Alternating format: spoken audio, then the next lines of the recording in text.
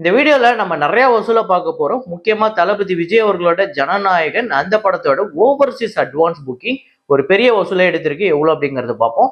Avatar fire and dash நேத்து first Monday Tamil Nadu, India, Overseas உலகம் முழுக்க எப்படி கலெக்ட் பண்ணிருக்கு அப்படிங்கறத ரொம்ப தெளிவா பார்த்துருவோம். அப்புறம் துரந்தர் சொல்லவே தேவையில்ல, பெரிய கலெக்ஷன் எடுத்துக்கிட்டு இருக்கு. கொம்பு சிவி நேற்று ஒரு டீசென்டான நம்பரை கலெக்ட் பண்ணியிருக்கு. இது இல்லாமல் இன்னும் சில படங்கள் படையப்பா ரிலீஸ், அக்கண்டா 2, களம் காவல் எல்லாத்தையுமே பார்ப்போம். அதுக்கு முன்னாடி நேத்து வீடியோல நான் வந்து ஒரு ஃப்ரேம் ஒன்று வச்சிருந்தேன், ஸ்க்ரீன்ல காட்டுறேன் பாருங்க. இதுதான் அந்த ஃப்ரேம். நிறைய பேர் கரெக்டாக கெஸ் பண்ணியிருந்தீங்க. ஆமாங்க, ஜாக்சன் துரை அப்படிங்கிற படம் தான். அதுல வந்து நம்ம சத்யராஜை பிடிக்கிறதுக்காக 1000 பொற்காசு தரதா சொல்லி ஒரு நோட்டீஸ் போட்டிருப்பாங்க. அதுதான் நம்ம ஃப்ரேமா வச்சிருந்தோம். இதை கரெக்டாக கெஸ் பண்ண முதல் 5 பேர் Ajith P, MP Vijay, Sri Praveen, villain 60 gaming, free tutoring for lower max அப்படிங்கிற இந்த 5 பேர் தான் முதல்ல கரெக்டாக கெஸ் பண்ணியிருக்காங்க. இன்னைக்கு வந்து ஒரு ஃப்ரேம் எனக்கு தெரிஞ்சு இது பயங்கர டஃப்பாக தான் இருக்கும்னு நினைக்கிறேன். உங்களில் ஒரு 3 பேர் 4 பேர் கண்டுபிடிச்சாலே பெரிய விஷயம். நான் சொல்லியே வைக்கிறேன், இது பயங்கர டஃப்பானது. ஆனால் இந்த பாட்டு பயங்கர ஹிட்டான ஒரு பாட்டு. பார்ப்போம் எத்தனை பேர் உங்களில் கண்டுபிடிக்கிறீங்க அப்படின்னு. ஃப்ரேமை பாருங்க, கமெண்ட் போடுங்க.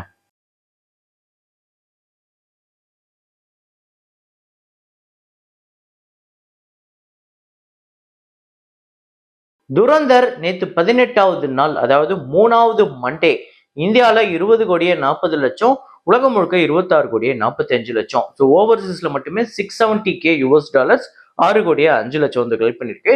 டோட்டலா இந்த படம் இந்தியாவில் 685 கோடியே 95 லட்சம், ஓவர்சீஸ்ல 22 மில்லியன் US டாலர்ஸ், கிட்டத்தட்ட 189 கோடியே 30 லட்சம் இந்தியன் கரன்சி கலெக்ட் பண்ணிருக்கு. உலகம் முழுக்க 875 கோடியே 25 லட்சம்.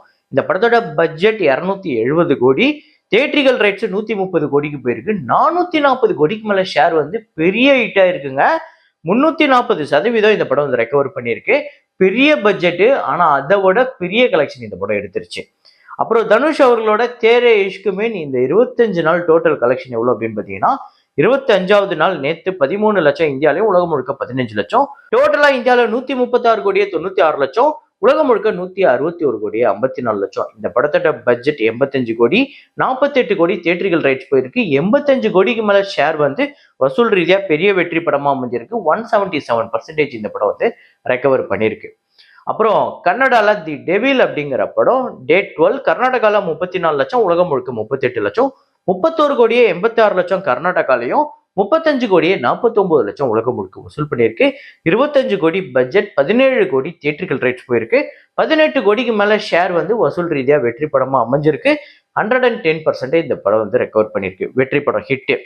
அப்புறம் அக்கண்டா 2 இந்த படம் வந்து நேத்து வந்து 80 லட்சம் ஆந்திரா தெலுங்கானால கலெக்ட் பண்ணியிருக்கு. டோட்டலா 1 கோடியே 3 லட்சம். டோட்டலா 82 கோடியே 53 லட்சம் ஆந்திரா தெலுங்கானாலையும், 119 கோடியே 90 லட்சம் உலகம் முழுக்க வசூல் பண்ணியிருக்கு. 140 கோடி பட்ஜெட், 103 கோடி தியேட்ரிக்கல் ரைட்ஸ். இதுவரையும் 67 கோடி தான் ஷேர் வந்திருக்கு. 65% தான் இந்த படம் வந்து ரெக்கவர் பண்ணியிருக்கு. இன்னும் இந்த படம் வெற்றி படமா அமையணும் அப்படின்னா கண்டிப்பா ஒரு 80 கோடி வசூல் பண்ணணும். இன்னும் அப்படி வசூல் பண்ணுமா அப்படின்னு கேட்டீங்கன்னா வாய்ப்பே இல்லை அப்படிங்கிறது தான் உண்மை. ஸோ அக்கண்டா 2 ஒரு பெரிய தோல்வி படமா தான் அமையுது. அப்புறம் களம் காவல் மம்முட்டி அவர்களோட திரைப்படம் நேற்று 18வது நாள் கேரளால 20 லட்சம், உலகம் முழுக்க 22 லட்சம். கேரளால டோட்டலா 36 கோடி 72 லட்சம், உலகம் முழுக்க 79 கோடி 20 லட்சம். பட்ஜெட் 30 கோடி, தியேட்ரிக்கல் ரைட்ஸ் 28 கோடி, ஷேரா வந்திருக்குது 40 கோடிக்கு மேல. தியேட்ரிக்கலாவும் இந்த படம் ஒரு வெற்றி படமா அமைஞ்சிருக்கு. அதுவும் இல்லாம இந்த படத்துக்கு டேபிள் ப்ராஃபிட்டே பெரிய அளவுல கிடைச்சிருக்கு. பெரிய ஹிட் இந்த படம். அப்புறம் பாபா பா அப்படிங்கிற மலையாள திரைப்படம் நேத்து 5வது நாள் கேரளால 1 கோடியே 35 லட்சம், உலகம் முழுக்க 2 கோடியே 25 லட்சம். கேரளால மட்டுமே 19 கோடியே 28 லட்சமும், உலகம் முழுக்க 42 கோடியே 22 லட்சம். பட்ஜெட் 40 கோடி, தியேட்ரிக்கல் ரைட்ஸ் 23 கோடி. ஆல்ரெடி இந்த படம் இந்த 5 நாள்லயே 22 கோடியே 30 லட்சம் கிட்ட ஷேர் வந்திருக்கு. கிட்டத்தட்ட அந்த வெற்றியை நோக்கி ரொம்ப ஃபாஸ்டா போயிடுச்சு. 96% இப்போ இந்த படம் ரெக்கவர் பண்ணிருக்கு. இப்ப நம்ம பேசிட்டு இருக்க இந்த நேரத்துல இந்த படம் 100% ரெக்கவர் பண்ணி ப்ராஃபிட் ஜோனுக்குள்ள போயிருக்கும். அப்புறம் சூப்பர் ஸ்டார் ரஜினிகாந்த் அவர்களோட படையப்பா ரீரிலீஸ்ல நேத்து 11வது நாள் தமிழ்நாட்டுல 15 லட்சம், உலகம் முழுக்க 16 லட்சம். 14 கோடியே 1 லட்சம் தமிழ்நாட்டிலையும், 19 கோடியே 2 லட்சம் உலகம் முழுக்க வசூல் பண்ணியிருக்கு. ஸோ படையப்பா ரீரிலீஸ்ல ஒரு சூப்பர் கலெக்ஷன் வந்திருக்கு. பெரிய ஹிட்டுங்க, எதிர்பார்த்த அளவுக்கு பெரிய ஹிட் இந்த படம். அப்புறம் வந்து கொம்பு சிவி சண்முக பாண்டியன் சரத்குமார் அவர்களோட திரைப்படம். இந்த படம் நேத்து 4வது நாள் தமிழ்நாட்டுல 40 லட்சம், உலகம் முழுக்க 43 லட்சம். 1,92,00,000 தமிழ்நாட்டிலையும் 2,12,00,000 உலகம் முழுக்க வசூல் பண்ணியிருக்கு. பட்ஜெட் 7 கோடி, தியேட்டரிக்கல் ரைட்ஸ் 2,50 கோடிக்கு போயிருக்கு. ஆல்ரெடி இந்த படம் வந்து 1,18,00,000 ஷேர் எடுத்திருக்கு. இந்த 4 நாள்ல 47% வந்து ரெக்கவர் பண்ணியிருக்கு. எனக்கு தெரிஞ்சு நேற்று மண்டே நல்லாவே ஒரு டீசென்டான கலெக்ஷன் வந்திருக்கு.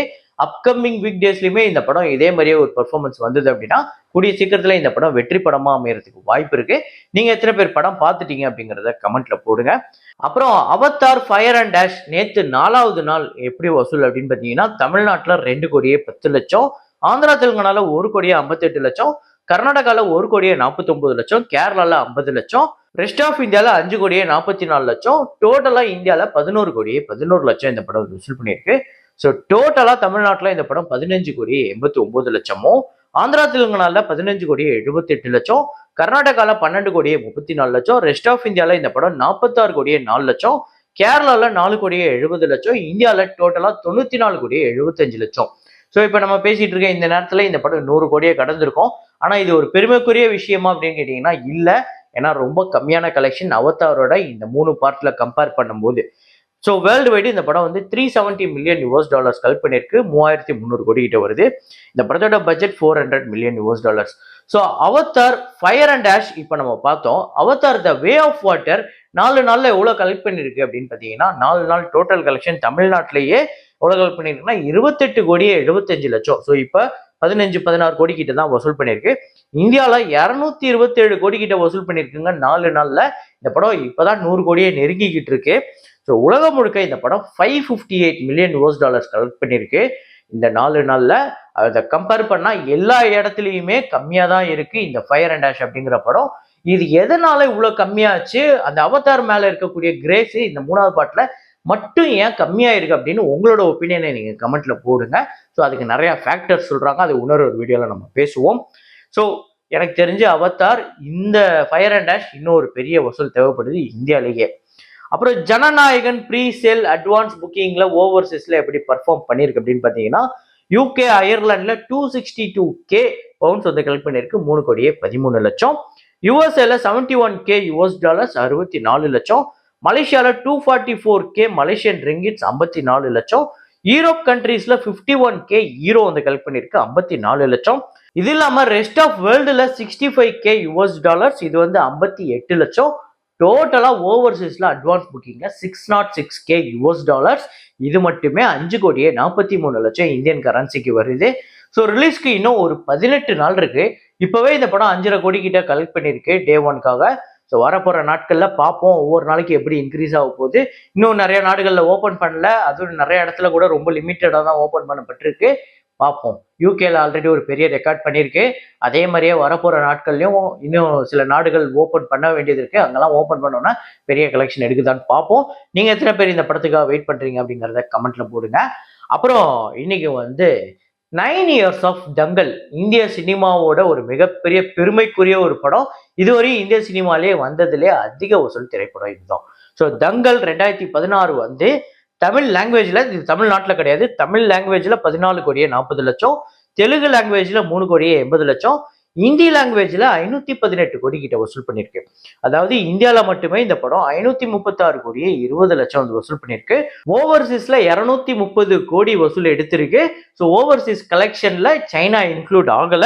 சைனாவும் கலெக்ஷன் மட்டும் 1,305 கோடி, உலகம் முழுக்க 2,071 கோடி இந்த படம் வந்து வசூல் பண்ணிருக்குங்க. இந்த படத்தோட பட்ஜெட் 70 கோடி, இந்தியாவில மட்டும் 281 கோடி ஷேர் வந்திருக்கு. ஓவர்சீஸ்ல 112 கோடி ஷேர். ஸோ டோட்டலா 393 கோடி இந்த படத்துக்கு ஷேர் வந்திருக்கு. ஒரு மிகப்பெரிய வசூலுங்க, மிகப்பெரிய ஷேருங்க. ஆல் டைம் பிளாக் பஸ்டர் இந்தியாவோட இண்டஸ்ட்ரி அப்படின்னு இதை நம்ம சொல்லலாம்.